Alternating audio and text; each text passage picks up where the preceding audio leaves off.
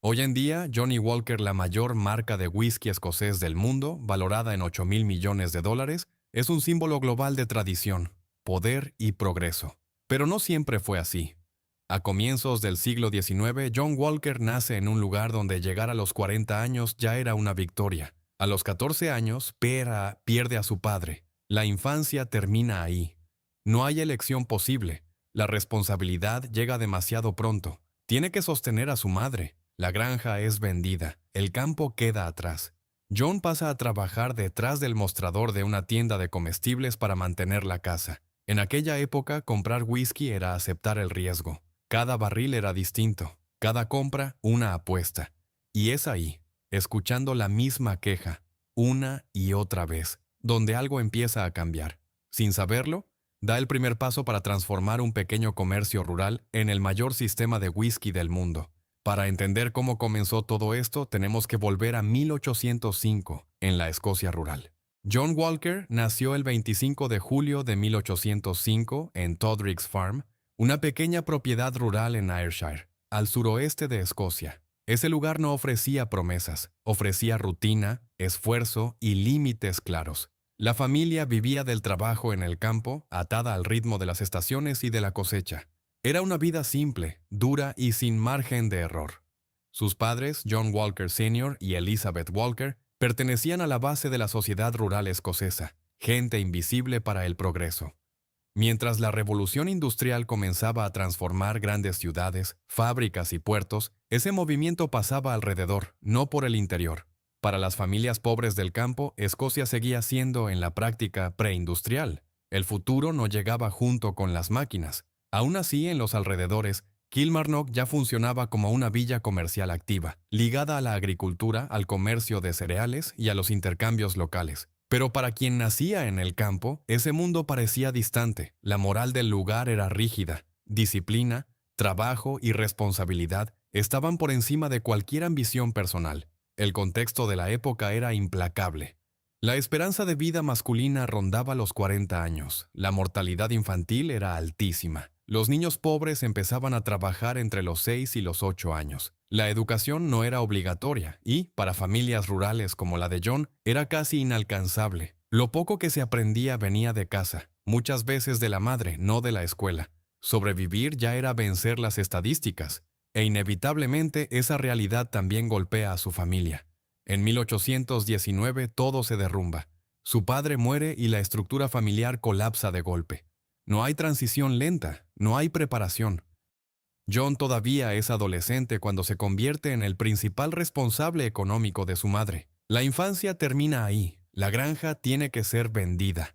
Los registros indican un valor de alrededor de 450 libras en la época, suficiente apenas para seguir adelante.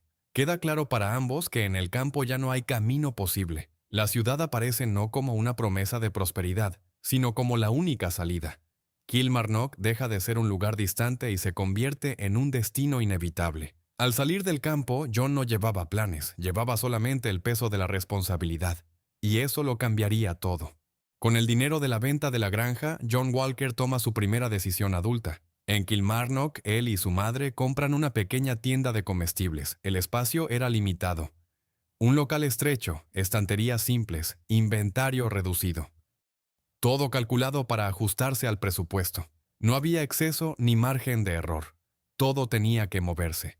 El negocio pasa a existir con un nombre directo y funcional: John Walker Grocer. En la Escocia de aquel tiempo, difícilmente una mujer podía estar al frente de un negocio. John asume el mostrador, las negociaciones y las decisiones. Su madre se encarga de la limpieza, repone mercancías en las estanterías y mantiene la tienda funcionando. Con poco más de 14 años y casi sin formación formal, John ya necesitaba mantener un negocio en pie. Ahí, el aprendizaje era práctico. El inventario tenía que cuadrar.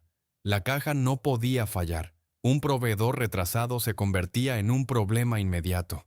Es ahí donde empieza a notar patrones. ¿Quién vuelve? ¿Quién se queja? Antes de dominar el negocio, John aprende algo más simple. El cliente solo regresa cuando sabe lo que va a encontrar. La tienda vendía lo básico: harina, sal, azúcar, té. Productos esenciales para la vida diaria. Junto a ellos, bebidas alcohólicas comunes, tratadas como cualquier otra mercancía. Nada de glamour ni tradición, solo comercio. Y aquí nace un punto fundamental de esta historia. John no producía nada de lo que vendía. No plantaba, no fabricaba, no destilaba. Lo que hacía era intermediar, comprar, ofrecer, escuchar y comparar.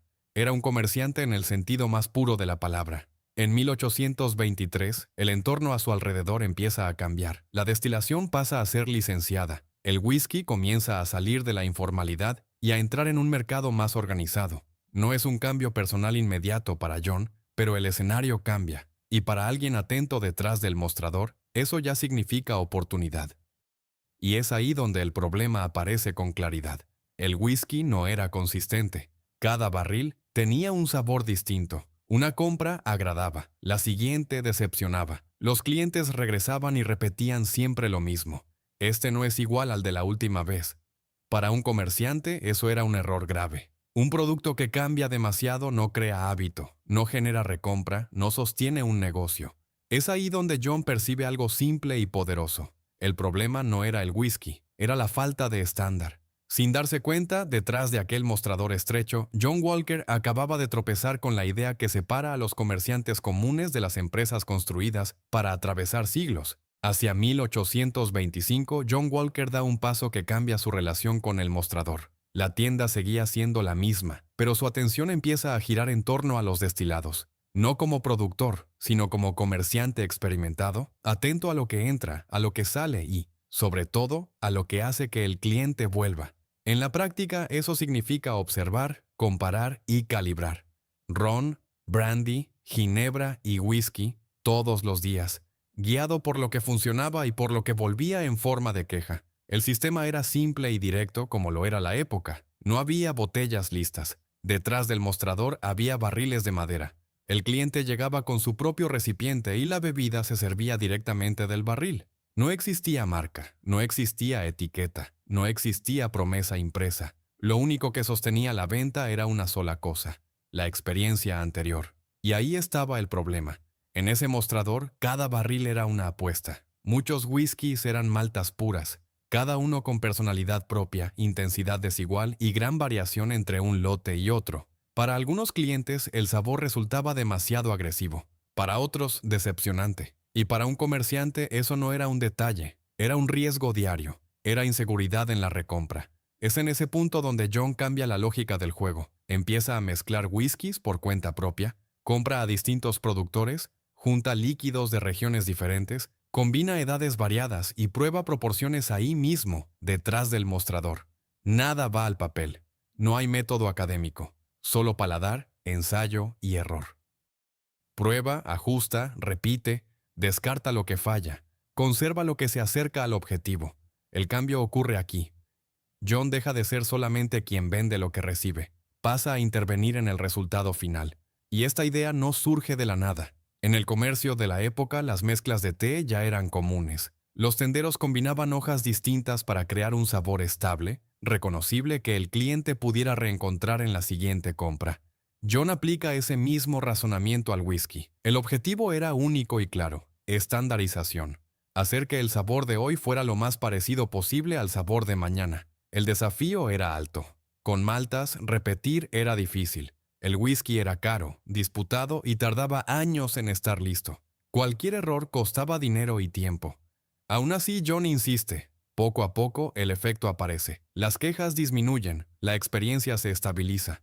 El cliente vuelve y encuentra algo familiar. Sin anuncios, sin nombre oficial, sin espectáculo, nace un producto reconocido localmente. Surge una mezcla propia, conocida simplemente como el whisky de Walker. No llamaba la atención por el impacto. Llamaba la atención porque entregaba siempre el mismo resultado. John Walker ya había creado algo raro, un método que no dependía de la suerte. A partir de ahí, el error ya no era el mayor peligro. El verdadero riesgo era crecer más allá de lo que se podía controlar. En 1837, la historia de John Walker suma dos nuevas capas. Se casa con Elizabeth y, ese mismo año, nace Alexander Walker. A partir de ese momento, todo lo que John construye deja de ser solo supervivencia o comercio. Pasa a ser transmisión. Ahora existe un método en funcionamiento y un heredero en formación. Con un hijo, equivocarse deja de ser solo una pérdida, se convierte en un riesgo para el legado. Y eso explica lo que viene después. John no cambia su perfil. La expansión sigue siendo contenida. Evita riesgos innecesarios, mantiene el foco en la calidad, insiste en la consistencia y crece solo hasta donde puede garantizar control.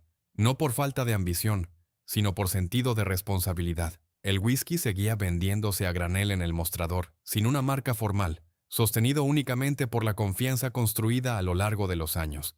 La tienda deja de ser solo un punto de venta, se convierte en una escuela práctica. Desde muy joven, Alexander empieza a frecuentar el almacén. Observa, aprende, no hay discursos, no hay promesa de grandeza. Lo que existe es rutina. John le enseña a su hijo exactamente aquello que sostiene el negocio. Contabilidad, números antes que sueños, control de inventario, nunca vender lo que no se puede reponer, estandarización, entregar mañana lo mismo que se entregó ayer. No se trata de pasión por el whisky, se trata de respeto por el proceso. Y es de ese entorno que nace la frase que define esta relación. Alexander no hereda un sueño, hereda un método. A lo largo de las décadas de 1840 y comienzos de los años 1850, el negocio se mantiene estable. La reputación local permanece sólida. No hay saltos bruscos ni intentos de crecimiento acelerado. John sabe exactamente dónde están sus límites. Entiende que, sin una infraestructura adecuada, escalar demasiado no es crecer. Es perder el control y correr el riesgo de comprometer todo lo construido. En 1856, Alexander entra definitivamente en el negocio. La transición se formaliza. Nace la empresa John Walker y Sons. Por primera vez, el método deja de ser individual y pasa a tener una estructura de sucesión. La empresa finalmente existe. El método ahora tiene continuidad. John, sin embargo, no tiene tiempo de ver hasta dónde llegará todo eso. Un año después, en 1857, John Walker muere a los 52 años. No llega a ver la marca convertirse en un fenómeno global. Y eso no es un fracaso, es contexto. John construye su negocio antes de que el mundo estuviera plenamente conectado. Los ferrocarriles avanzan, pero la distribución sigue siendo lenta y cara. No existe escala real ni exportación viable para pequeños comerciantes. El mundo simplemente todavía no estaba disponible. Lo que deja no es una fortuna. Deja algo más raro, un estándar de calidad que no depende de la suerte. El mundo que John no tuvo, su hijo sí lo encontrará. A partir de ahí, el verdadero riesgo dejaba de ser equivocarse. Pasaba a ser crecer más allá de lo que se podía controlar. Tras la muerte de John Walker, el negocio entra en una nueva fase. Alexander Walker asume con un objetivo claro: preservar el método de su padre y al mismo tiempo preparar el terreno para algo mayor. Ahora el mundo empieza a abrirse. Desde finales de la década de 1850, la infraestructura cambia, los ferrocarriles avanzan, el transporte mejora y el comercio deja de ser solo local. Por primera vez, escalar deja de ser puro riesgo y pasa a ser una posibilidad real. Lo que antes exigía contención empieza a permitir una ambición controlada. Cuando el mundo empieza a moverse más rápido, el empaque se convierte en estrategia. En la década de 1860 surge una decisión simple pero decisiva. El transporte desperdiciaba espacio, generaba pérdidas y limitaba el alcance. La solución fue directa: adoptar la botella cuadrada. Mejor apilamiento, menos roturas y más eficiencia logística. Esa elección permite algo decisivo: viajar más lejos. Los primeros mercados internacionales ganan fuerza, con destaque para Australia y Sudáfrica, conectados por las rutas del Imperio Británico. La lógica del método empieza a funcionar fuera del mostrador. Al mismo tiempo, el gusto del mundo empieza a cambiar. A partir de 1863, la plaga de la filoxera devasta los viñedos franceses. El brandy entra en declive. El sherry, antes dominante, pierde espacio a lo largo de las décadas siguientes. El consumidor busca otra bebida, y el whisky blended, más estable y confiable, encuentra su momento. Cuando el vino cae, se abre un espacio. Y quien tiene estándar, lo ocupa.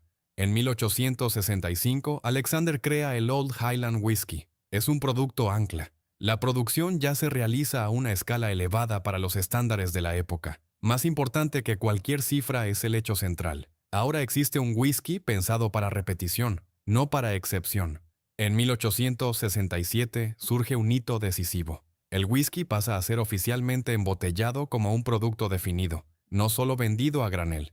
El método sale del mostrador y toma forma comercial. Pocos años después, nace una versión más envejecida, con un mínimo de 12 años, más cara y más refinada. Se convertiría en el precursor directo del Black Label. La pirámide empieza a formarse. Para destacar en las estanterías, entra en escena otra decisión estratégica. Los productos eran parecidos, la diferenciación era mínima. La solución llegó en un detalle visual, la etiqueta inclinada a 24 grados, más espacio para información, lectura inmediata y una identidad reconocible a la distancia. Ese diseño es patentado, la marca pasa a ser reconocida incluso antes de ser leída. Premios y medallas internacionales refuerzan la reputación. Se abre una oficina en Londres, consolidando presencia en el principal centro comercial del mundo. La expansión avanza hacia Estados Unidos, África, India y otros mercados. La escala deja de ser una excepción y pasa a ser rutina. El método estaba sólido, la estructura montada, pero el tiempo de Alexander estaba llegando a su fin. En 1889, Alexander Walker muere. La empresa pasa a la tercera generación. George Walker asume los mercados y la expansión internacional. Alexander Walker II queda a cargo de la calidad y la producción. La división no es casual, es el método aplicado a la gestión. Intentan un atajo. El White Label, un whisky más joven y barato, el mercado lo rechaza. La decisión es rápida. El producto se descontinúa para proteger la reputación. Crecer nunca vale más que preservar el estándar. En 1893 llega una jugada estratégica definitiva, la compra de la destilería Cardú. El objetivo es claro: proteger el suministro, garantizar materia prima constante y blindar el crecimiento. El método ahora controla también el origen. A comienzos del siglo XX, el sistema de colores se consolida como un lenguaje simple y poderoso. El consumidor reconoce el producto sin necesidad de explicación. La marca pasa a comunicarse directamente con la mirada.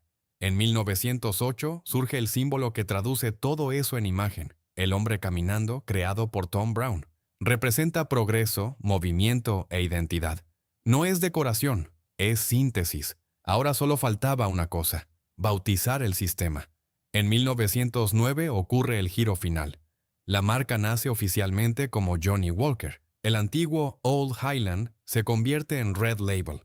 El whisky de 12 años se consolida como Black Label. A partir de ese momento ya no es solo un negocio bien hecho, es un sistema de decisiones coherentes convertido en marca. Un lenguaje propio, listo para atravesar siglos, ahora puesto a prueba por un mundo en guerra. A partir de 1910, Johnnie Walker deja de crecer solo como empresa, pasa a crecer como idea. La marca ya tiene método, identidad y alcance internacional. El mundo entra en conflicto y eso redefine su escala.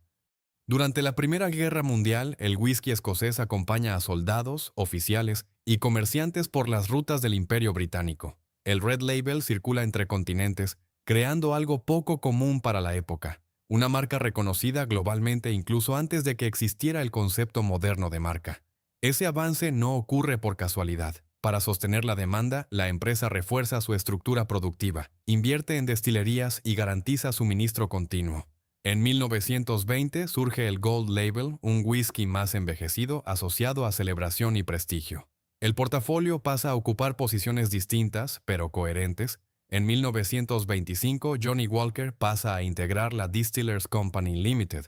La incorporación amplía capital y distribución sin romper el método construido a lo largo de décadas. En 1934 llega la validación simbólica máxima, el Royal Warrant, que convierte a la marca en proveedora oficial de la Casa Real Británica. La Segunda Guerra Mundial interrumpe mercados, pero no borra la marca. En el periodo de posguerra, el crecimiento se acelera. En poco más de 10 años, las ventas saltan de cerca de 1 millón a aproximadamente 5 millones de cajas. El whisky deja de ser solo una bebida. Se convierte en una bebida de lujo de ser solo una bebida. Se convierte en una presencia constante en celebraciones, acuerdos y rituales sociales. En las décadas siguientes, el patrón se repite. El mundo siguientes, el patrón se repite. El mundo cambia. La marca se adapta. El método permanece. En 1986, el control familiar llega a su fin y Johnnie Walker es vendida a Guinness, entrando definitivamente en una lógica corporativa global. En 1992 surge el Blue Label, consolidando la cima de la pirámide y el posicionamiento de lujo. En 1997, la fusión entre Guinness y Grand Metropolitan da origen al mayor grupo de destilados del mundo. Johnnie Walker pasa a operar a una escala inédita, presente en los principales mercados del planeta, sin perder su símbolo central ni el principio que la sostiene. En 2005, la marca deja claro que vende más que whisky. Con la campaña Keep Walking, el producto se convierte en metáfora. Ya no se habla de sabor, se habla de progreso, superación y movimiento. El consumidor deja de ser solo comprador y pasa a verse a sí mismo dentro de la narrativa. A lo largo de los años siguientes, asociaciones globales, eventos y campañas acercan la marca a nuevas generaciones sin abandonar el prestigio construido a lo largo del siglo. En 2022, las cifras confirman la dimensión alcanzada, cerca de 22,7 millones de cajas vendidas en un solo año. Hoy, en 2026, Johnnie Walker sigue siendo la mayor marca de whisky escocés del mundo en volumen y una de las más valiosas del sector, presente en más de 200 países e integrada al portafolio estratégico de Diageo. La marca sigue siendo relevante en un mercado disputado. El doble whisky sigue siendo el producto. Pero lo que sostiene a la marca es la misma lógica que nació detrás de un mostrador: consistencia, identidad y dirección. Y el mensaje sigue siendo simple, directo y vivo. Sigue caminando. Si te gustó esta historia, suscríbete para seguir viendo documentales de negocios, imperios y grandes personajes que marcaron la historia. Y si quieres seguir en esta línea, ve al siguiente video, porque aquí seguimos desmenuzando cómo se construyen las marcas más poderosas del mundo,